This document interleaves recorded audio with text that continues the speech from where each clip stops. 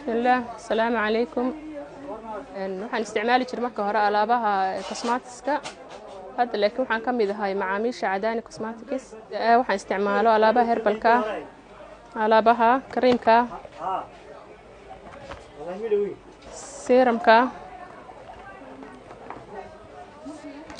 face wash-ka iyo cream-ka ما شاء الله الحمد لله وجهي naasibay hablaha ila midka waxaan u sheegi lahaa inay marna soo booqdaan balay kana yimaadaan Cadaani Cosmetics. بسم الله السلام عليكم ورحمة الله وبركاته. waxaan ka mid ahay macaamiisha Cadaani Cosmetics. awal hore waxaan isticmaali jiray alaabaha chemical-ka ee timaha la mariyo. imikana waxaan kaga maarmay alaabtan herbal-ka oo cream oo shampoo-gaasi ka mid yahay afkaadhadaasi ka mid tahay